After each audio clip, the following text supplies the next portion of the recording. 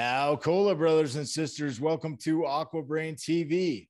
On this show, we chat love and snow skating with Lari Rupp, coming to us from Oregon. She's riding the Mount Hood. You can find Lari Extraordinary Love Tour on her YouTube channel, larilinesign. That's LARILINESIGN on YouTube. Hey, how's it going, Lari? Hey, Drew, it's going great. Hanging out. What's up? That's awesome. How was your winter? Oh my God, I had a massive winter.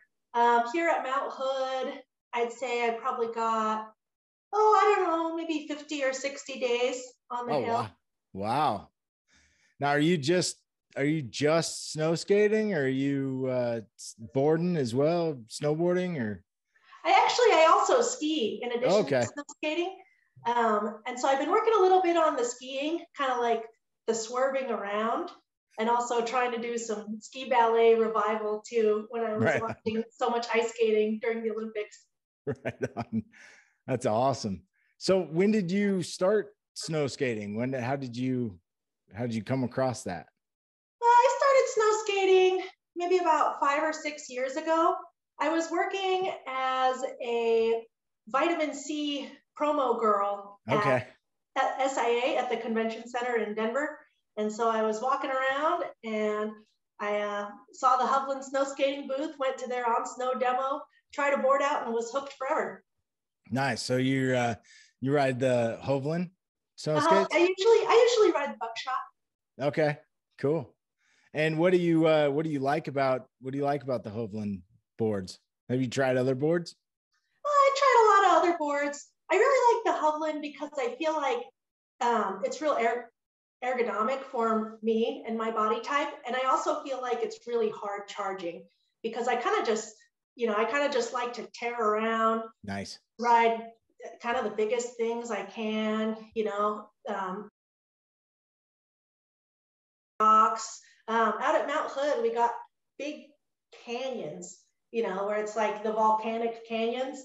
And so they get all kind of icy in between them or slushy on the glacier. And so I think that the buckshot can really just rip anything, big or small.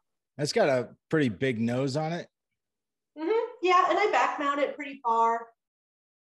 Yeah, I noticed that too. This is my go-to here, the Lib ATV, and I've got it set all the way back, and I think that thing cruises. Right on. Well, so a couple of years ago, you made a video, or was that 2 years ago? That was about a year ago. Okay. Yeah, I made a video called LELT, the Lari Extraordinary Love Tour. And so where it came from is I had an epiphany one day while I was riding around that I felt so joyful and I felt so, one with the world. Like I was just shredding on the rock with everybody else through space. And I realized that emotion I was feeling is manifesting love into the world, and I didn't need anything else in order than just the joy coming out of my soul from the gliding, to just be a beacon of joy and love in this world. And it made me feel so excited and so purposeful that I wanted to explore the idea more and interpret it through a film, and kind of show around me riding and, people that I feel have really found that intersection, of like the weightlessness and gravity that creates them, it gives them emotions that are so moving for their soul. Yeah, I really enjoyed it when I was watching. The music was great. You went all over the West, and you started. Where did you start, and then where did you go? I started in Wisconsin, in Wilmot, to meet up with my publicist. Okay. Tell her I'm doing the tour, get some ideas from her. She's real artistic kind of type, so she really was like, "Oh, you should do this and this." and be purposeful with it. If that's your idea, put that at the forefront of it. I was living in Utah at the time because Okay. I kind of have a non-traditional job where I dig in commercial concrete. And Oh, so wow. I was out digging, I was out drilling vertical foundations for Okay. an extension of the convention center. So I Oh, was moving out there and kind of, pumping concrete, slamming steel and blowing it big in Park City.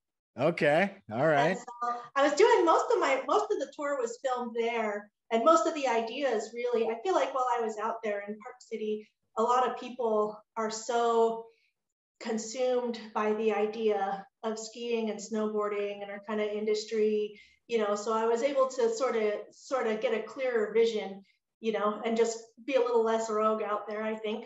Were Yeah, you? I was living right downtown in Salt Lake City, like carrying around bear spray, like on my hip, like I was out in like Teton National Forest or something. It's awesome. Lots of trouble in Salt Lake City. Oh, downtown, always trouble. Oh man. Yeah, I just actually got back from there. There's a little bit of an element there. Uh-huh.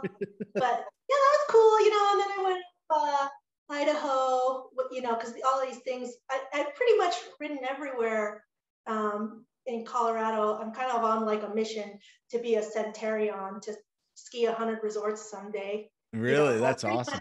yeah, I'm getting close, getting up there. But I pretty much covered all of Colorado. So now I was able to branch out into Idaho, Montana, Washington, Oregon, and really experience the world that way. Are you finding a lot of places are receptive to snow skates or? Oh yeah, especially when I come bouncing around through there, like I'm on a love tour. Let me tell you about the love tour. It really resonates with people. I had people telling me, a couple people told me it changed their lives. A couple people Really? told me it changed the way that they ride and the way that they think about it. I feel like I really connected with so many people, and so many people shared some of their most like personal and intimate, thoughts about what they think love is and how they interpret it. And it was really incredible to engage with everyone and see how movement has given them freedom in their lives. So I think we just glossed over your take on love.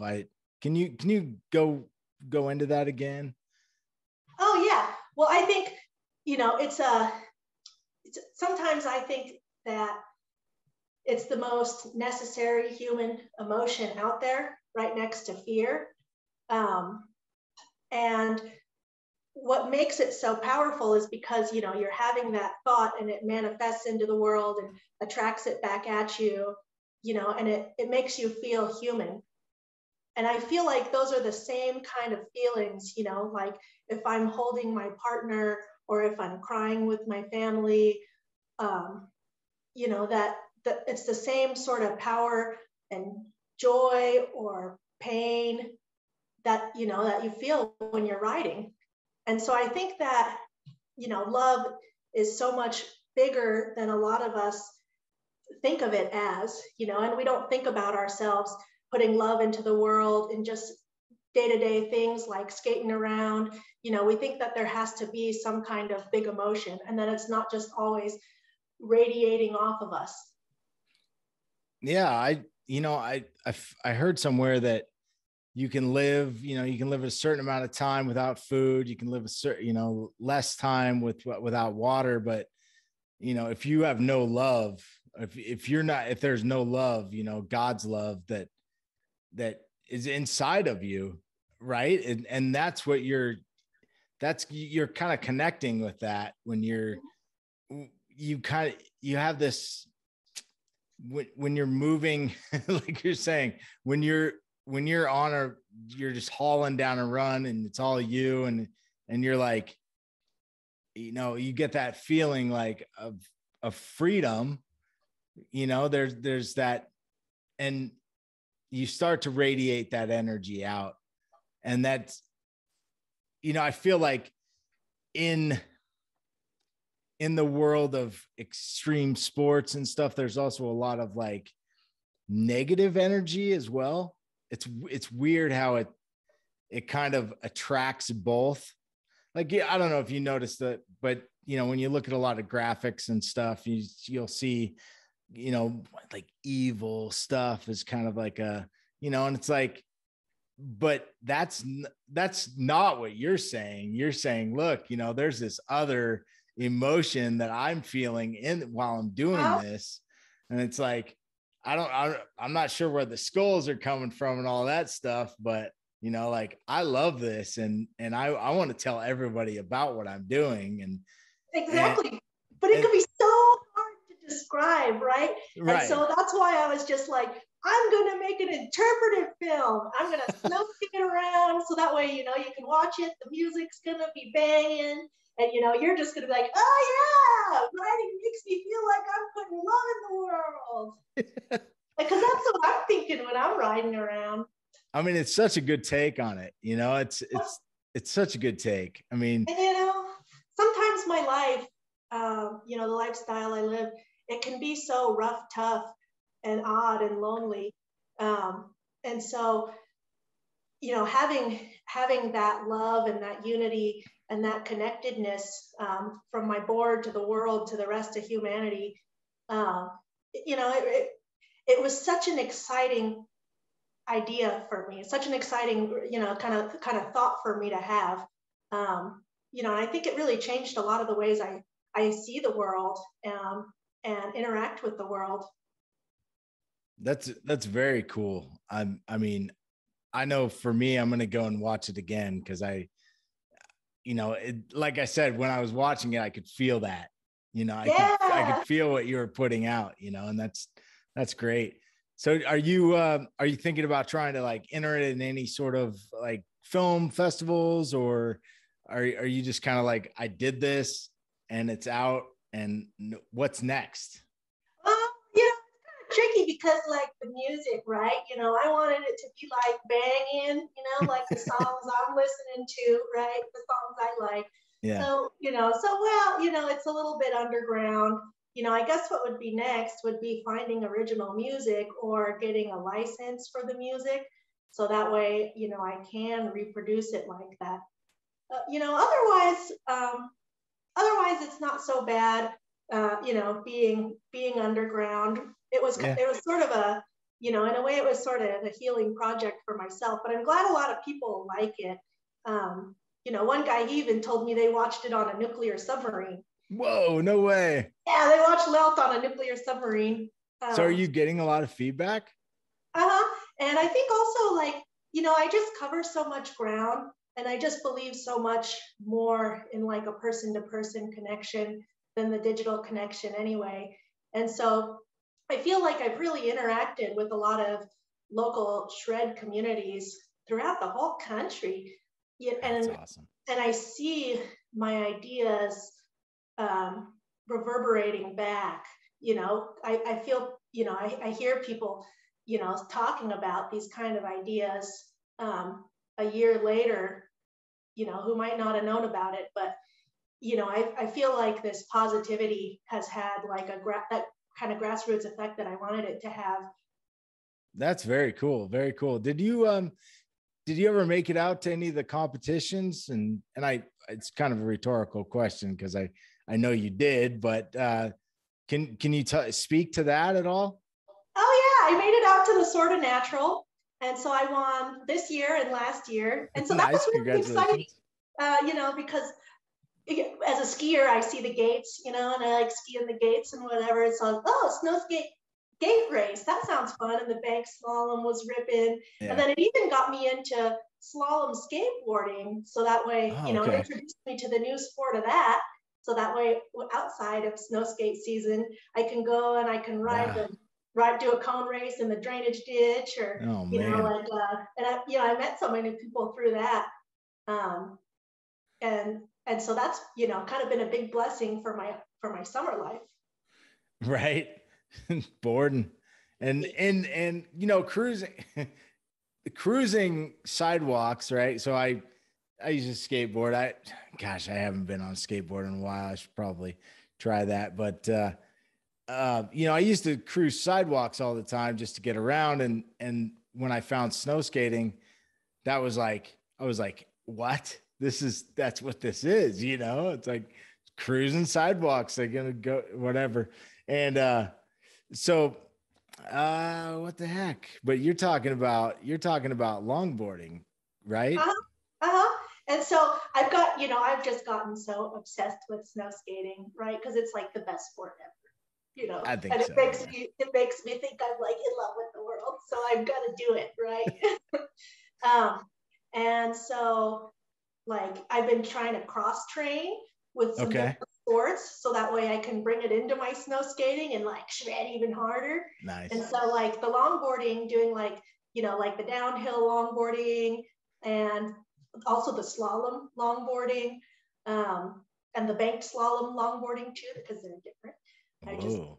And skate thrashing in the bowls and street style too, right? And the river trails, I love me kicking down the river trails. There's a name for them, that I've learned while I was on tour. It was ultra marathon skating, where you skate for like more than 20 miles. Oh, wow. Now those are the longboard, like out in the mountains, right? With the big hills that go down. Is that?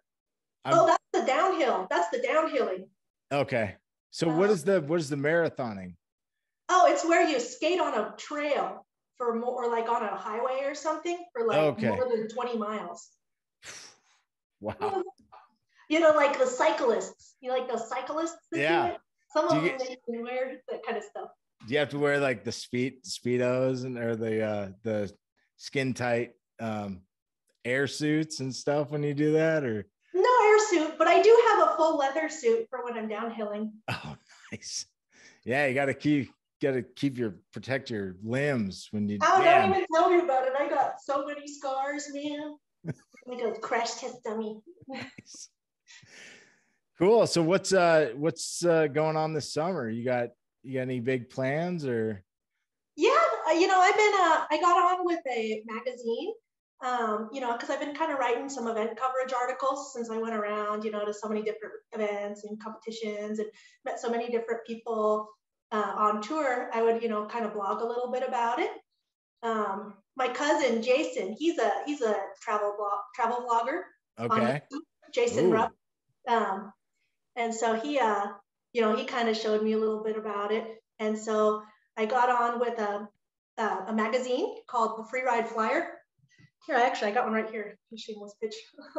Oh, cool. I got on as one of their staff writers, to go and do Dr. Gonzo event coverage at like all the downhill longboarding events. What? That's sweet. Yeah. So so I'm going there, to all these wacky events and just, like take photos and just, cover the crowd. Did you get yourself a van? No, I'm not one of those van people. I'll put like 12 snow skates in the trunk of my Toyota RAV4, and then like a pillow, and like crash in there with them. Nice. It's really funny, yeah, because I could sleep. That's what I was doing on tour. I'd like sleep in my trunk, with like just a pillow and like 12 snow skates. Wow. So do you have a bunch of different kinds of snow skates? Like, do you collect them as you go, or? Do you want to see the wall? Sure. Okay. We'll go over there. It's the garage. Well, this has been really cool. I'm glad we were able to connect here on AquaBrain. This is awesome. Yeah, thanks for having me. I love talking about the Love Tour. So, let's see if you could see it. Here's the wall. Oh, look at that. Damn trunk. Oh, look at all that. All that. Nice. All the skis and everything. Just connecting. Just collecting. Yeah. Yep. Just, me, I like to skate everything, whether it's the asphalt or the dirt or the snow or the pool or the ditch or whatever, the sand, whatever. And so, I got to have a lot of rigs. Yeah, I was talking with who was I talking with? Kurt Zapata with -7, and Huh? he was talking about because so he's from Peru, and so is my wife. My wife's from Peru as well, and they do a lot of sandboarding there. They have like sand hills, and so he was talking about trying to adapt. And I don't know if he ever did Yeah. come up with anything, but trying to adapt snow skate skis for the because as I understand it, I don't think like there.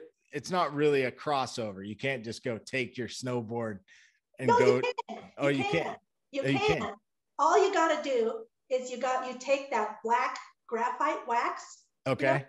Yep. and then you just rub it on like a deodorant stick Oh, really? before every run. And so I ripped the shit out of my buckshot out on the Oregon dunes.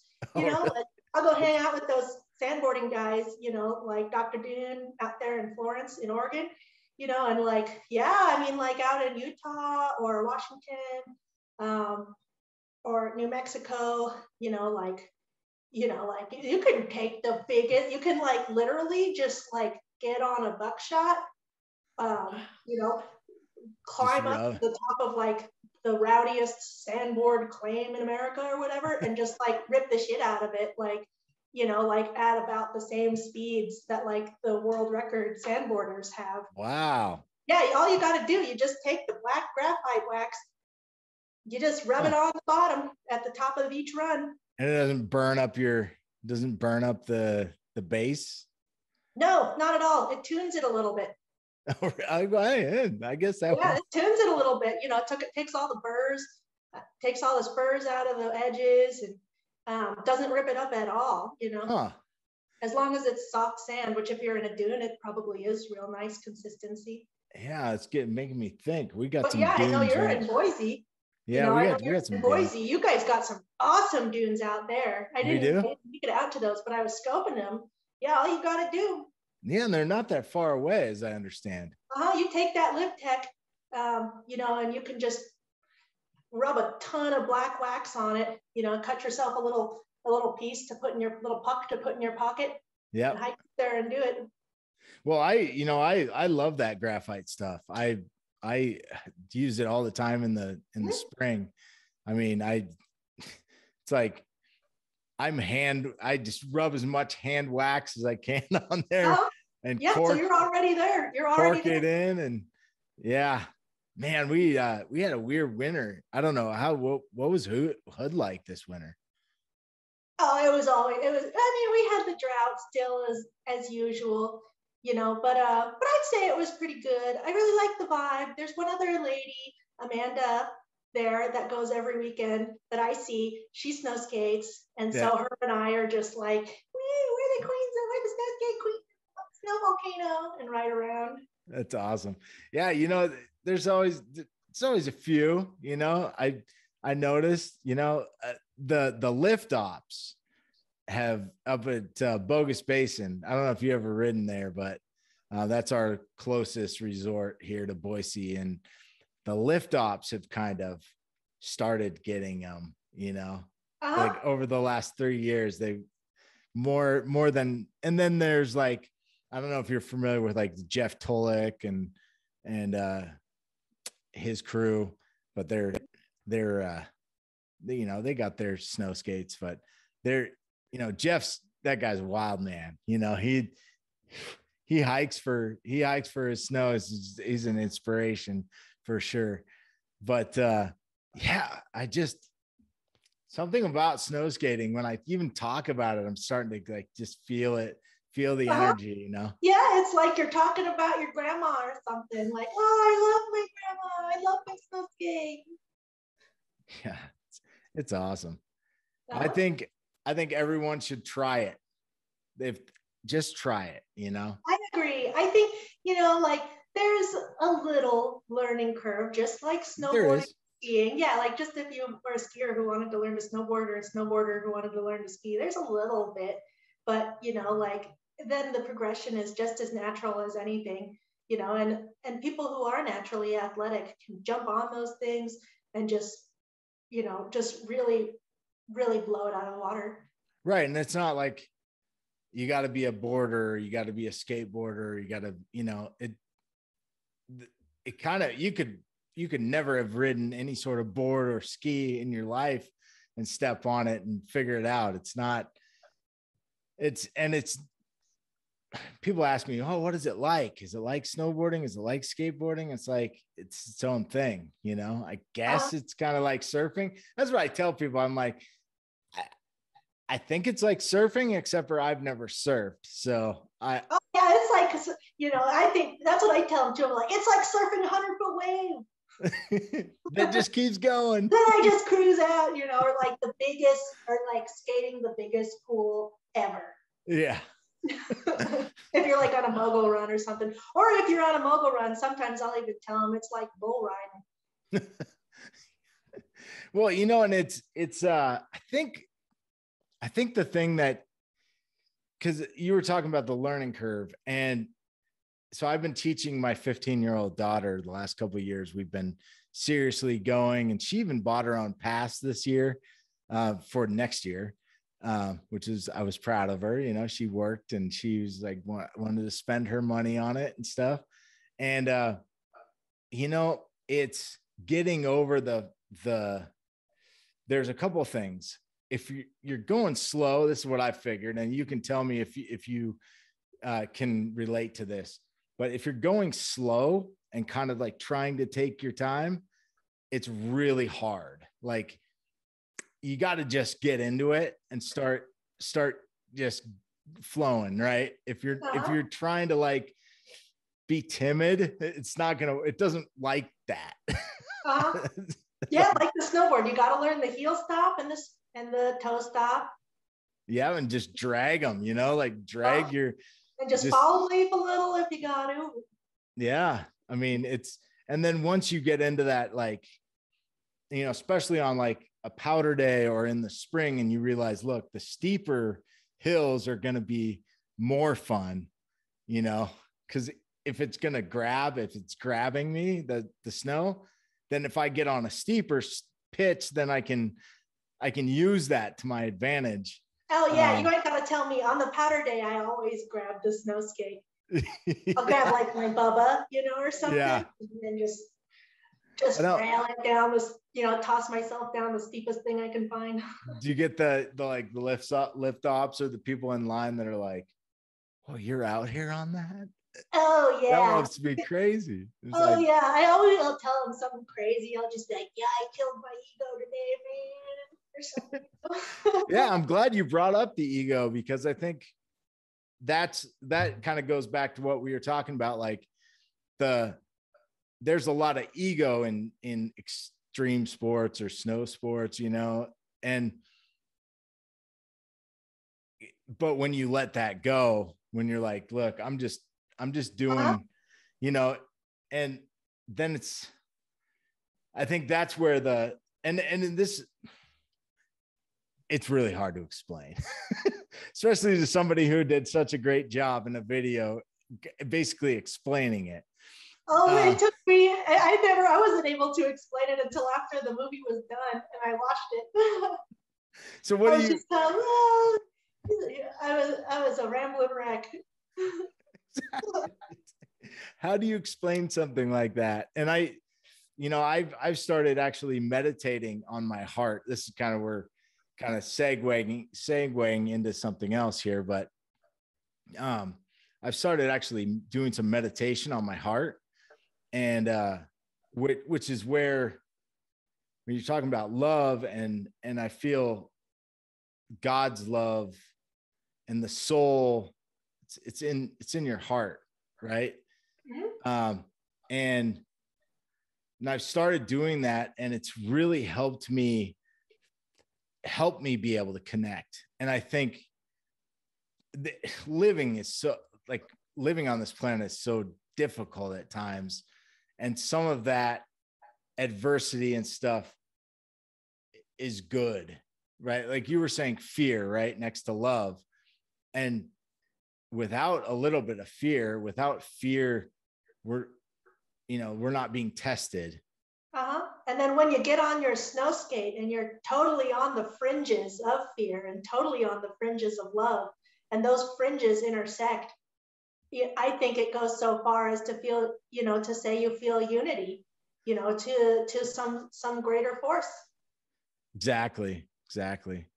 And I mean, I love the fact that you came on and you shared with us your video, and I implore everyone to go out and watch her video. I'm going to link it at the end, and just soak it in. And it's something that's, I mean, come on, there's been philosophers and everybody has been trying to explain what love is, or, for years and for decades, I don't know, since the beginning of time or whatever. Right.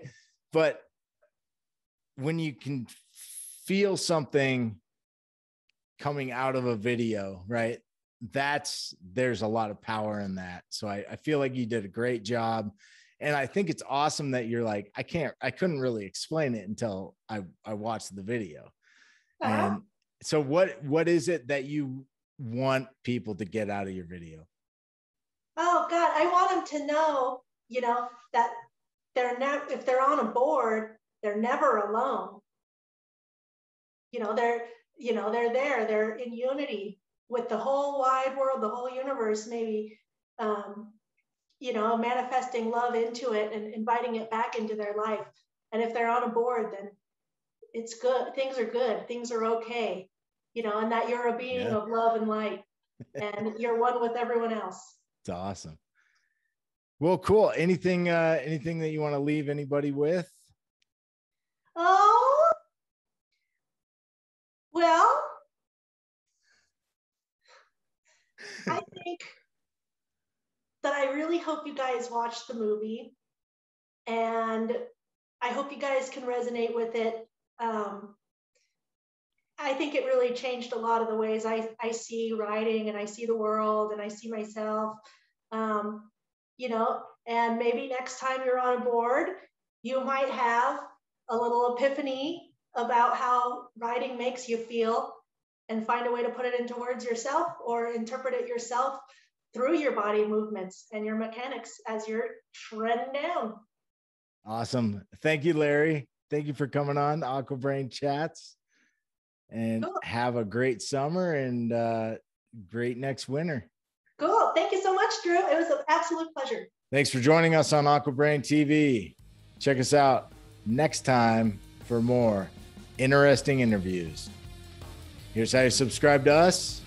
Here's how you subscribe to Larry. Here's a video we think you'll like. And here's a video we are talking about.